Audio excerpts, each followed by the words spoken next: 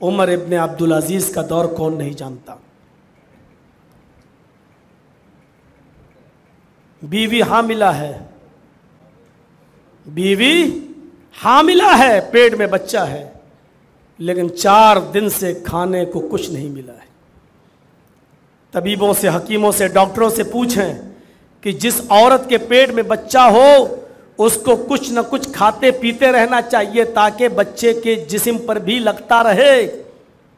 4 دن سے کھانے پینے کو کچھ نہیں ملا، ڈر لگا ایسا نہ ہو کہ میں بھوکا رہوں تو یہ بچہ بھی کہیں مر نہ جائے پیٹ کے اندر۔ اپنی خادمہ سے کہتی ہیں عمر ابن عبدالعزیز کی بیوی،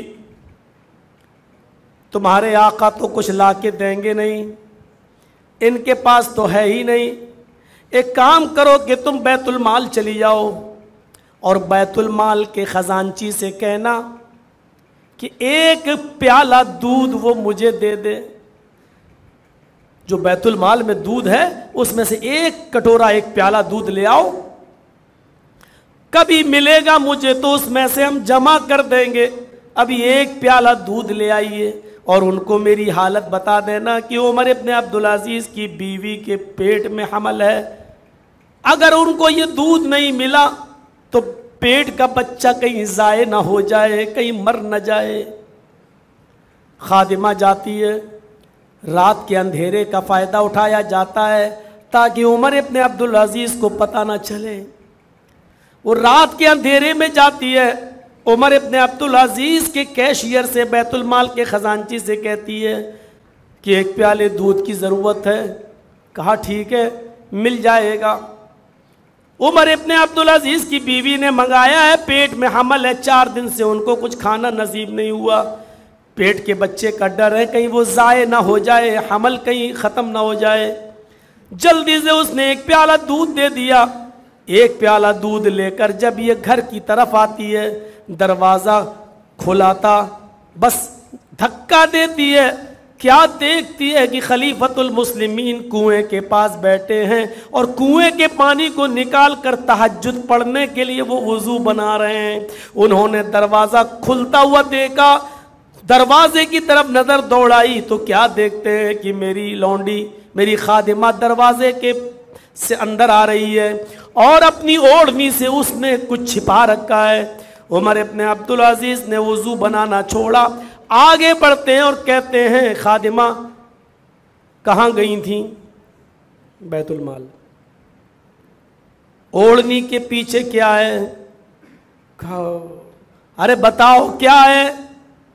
آگے بڑھتے ہیں، مجھے دکھاؤ کیا ہے۔ اس نے پیالہ دکھا دیا، یہ دودھ کا 1 پیالہ ہے جس کو میں بیت المال سے لائی ہوں۔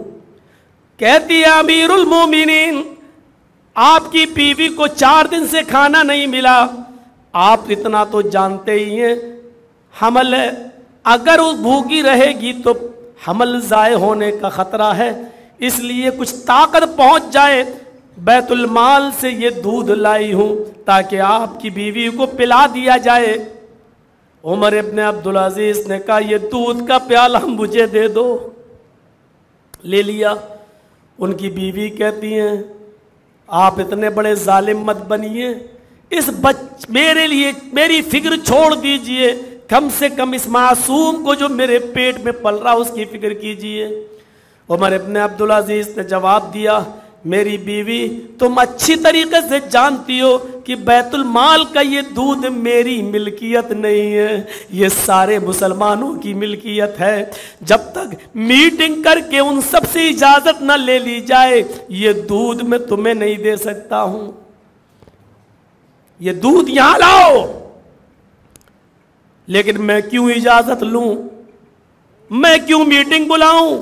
اگر آج لوگوں نے میرے امیر المومنین کا لحاظ کرتے ہوئے اجازت دے دی تو یہاں سے اجازت کے دروازے کھل جائیں گے، پھر مجھے دوسروں کو بھی اجازت دینا پڑے گی، اس لیے مجھے اجازت لینے کی ضرورت نہیں ہے۔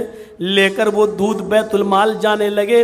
بیوی پیچھے سے ان کا دامن پکڑ کے کہتی ہے امیر المومنین، میں اپنے شوہر کو کہتی ہے امیر المومنین، شوہر نہیں کہہ رہی ہوں آج، अमीरुल मोमिनीन, आज मैं आपको अमीरुल मोमिनीन का खिताब देकर कहती हूं, मेरी फिक्र नहीं, इस बच्चे की फिक्र कीजिए। यकीन जानिए अगर मुझे 1-2 दिन और कुछ नहीं मिला तो ये पेट का हमल ज़ाय हो जाएगा, बच्चा मर जाएगा। उमर इब्न अब्दुल अजीज का जवाब सुनो, कहते हैं मेरी बीवी इस पेट के बच्चे से कह दो जो तुम्हारे पेट में पल रहा है, इसको कह दो, इसको बोल दो, अगर मुसलमानों की अमानत में खयानत करके दूध का एक प्याला पीने से तेरी जान बच रही है तो नहीं चाहिए मुझे ये बच्चा, मरता है तो मर जाने दो, मुझे इस बच्चे का मर जाना गवारा है, लेकिन किसी मुसलमानों की अमानत में खयानत करके हराम का दूध पिलाना गवारा नहीं है। मुझे इस बच्चे का मर जाना गवारा है लेकिन अमानत में खयानत करना गवारा नहीं है। मेरे भाइयों, अब हम सोचें, हर आदमी किसी ना किसी बिजनेस से जुड़ा हुआ होगा, किसी ना किसी कारोबार से जुड़ा हुआ होगा। और सोचो हमारी कितनी हलाल कमाई है, सोचो हम कितना हलाल और हराम का ख्याल रखते हैं और कितना तकवा है हमारी जिंदगी में और हमारे अंदर। नमाज पढ़ना तो बहुत आसान काम है, मस्जिद में आ जाना और फजर में उठकर चले आना बहुत आसान काम है, लेकिन तकवे का रिस्क खाकर, तकवे की रोजी रोटी कमाकर खाकर फिर मस्जिद के अंदर आना, यह बहुत बड़ा काम है। यहां यह सोचे कि हमारी रोजी रोटी कैसी है, हमारी रोजी रोटी कैसी है, हमारी कमाई कैसी है, हमारा बिजनेस कैसा है। मेरे भाइयों, पढ़िए हदीस है, बुखारी की हदीस तो कहते हैं इन्नल्लाह तय्यब व यक़बलु तय्यब, अल्लाह पाक है और पाक चीज को पसंद करता है, पाक चीज को।